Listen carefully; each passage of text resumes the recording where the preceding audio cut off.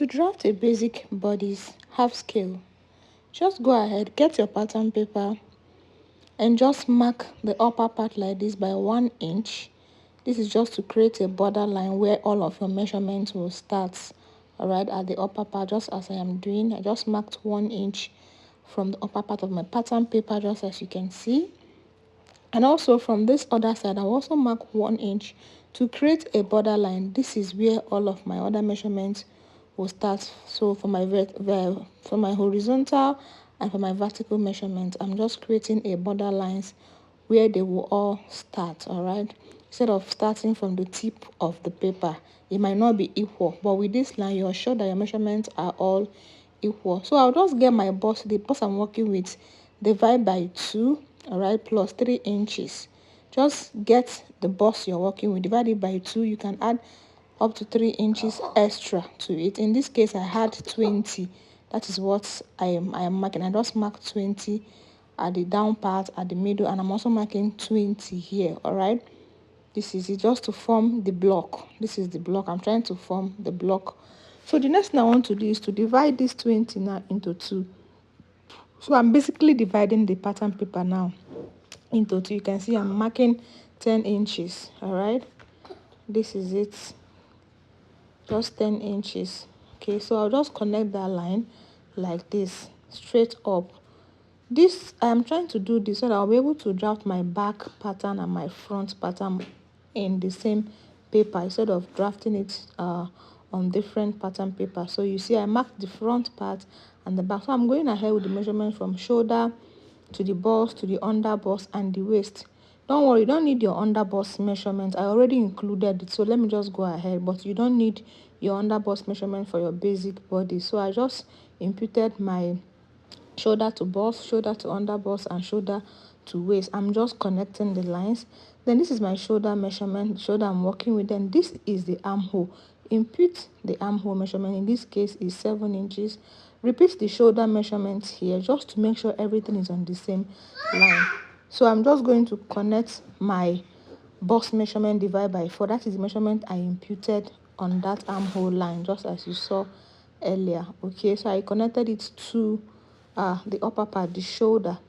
Now I'm sloping it down by 1 inch. Then I'm going to divide this armhole by 2.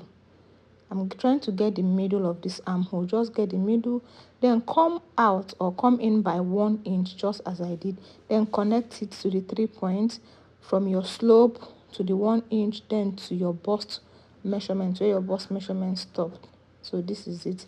We've gotten our armhole curve. So I'm just going to slant the shoulder now with 1 inch that I marked earlier. So I'm just slanting it, just as you can see. Now I'm going ahead to impute the nipple to nipple measurement. In this case, we're working with 7 inches. Divide 7 inches by 2 gives you 3.5. So that is what I am just imputing. Yours may be more than that. So this is the bust span measurement, also known as the nipple to nipple. I'm going ahead to label it. I label the bust, the under bust, and the waist. Mind you, we don't need the under bust. I already marked it, so that is why I just continued. So I'm just going to connect my dart. On that waist, I marked ½ an inch on both sides for the dart allowance. So this is it. Our dart is connected. So the next thing you want to do now is to impute the measurement of the waist. Waist divided by 4. Then replace that 1 inch dart. Just go ahead and connect from your armhole down to that part. All right. So for the back panel, just go ahead, the same thing, impute your shoulder measurement, your armhole, which is 7, connect it like this. It's still the same thing. All right, this is the back. We are drafting the back now.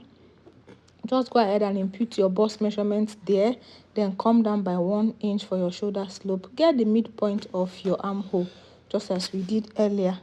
So we're going to come in this time around by ½ an inch. For the front, we did 1 inch. For the back, we are doing ½ an inch. Connect it just as you connected the front, like this. Then go ahead and impute your other measurement, shoulder to bust, which is 8 inches, like the same with the front. Then shoulder to waist. The back waist is different from the front waist.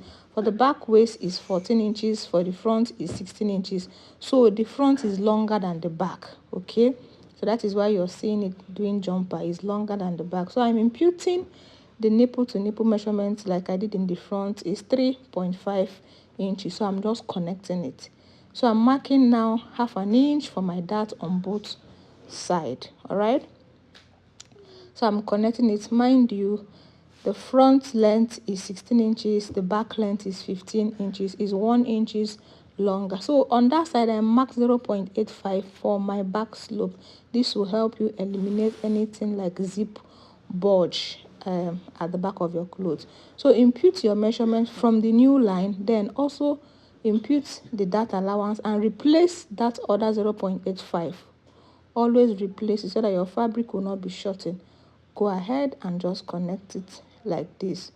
Okay, so the difference between the back and the front is 1 inch. So we're going to put 1 inch dart at the front like this. You see, we have imputed our 1 inch dart. So if your own difference is 2 inches, impute the dart. If your own is 3 inches, impute the dart on the bust.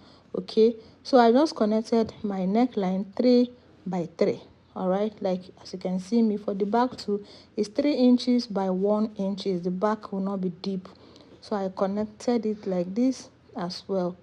So guys, I forgot to mark my shoulder slope. I just marked it now.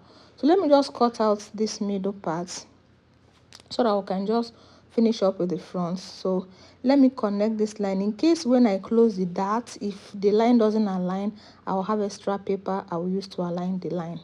That is why I just extended it to that extra paper. Okay, so I'm just cutting it open because I need to close this dart. Now this is it. When you close this dart, the back and the front becomes equal automatically. You know that the front was longer than the back. The front length was 16 inches while the back is 15 inches, 1 inch difference. So by the time you sew this your dart now, this front dart, by the time you sew it, it automatically becomes 15 inches, the same as the back. So there's nothing like, won't the back be shorter than the front? No, you've already solved that problem by sewing this your bust dart and by adding a bust dart to the front. You use the difference between the back and the front and create a dart in the front panel. I hope you understand. So once you sew that front dart, you see that the bust has popped out. Okay, so I'm just still going ahead now to cut it. I'm cutting out this part because it's not part of our measurement. It was the border line that we created. So this is it. I'm cutting out the back part now. You're going to cut on the second line, the slanted line, not on the first line. Okay, because you know you replaced that measurement. All right, so just cut it out like this. All right, cut out the neckline and then the shoulder.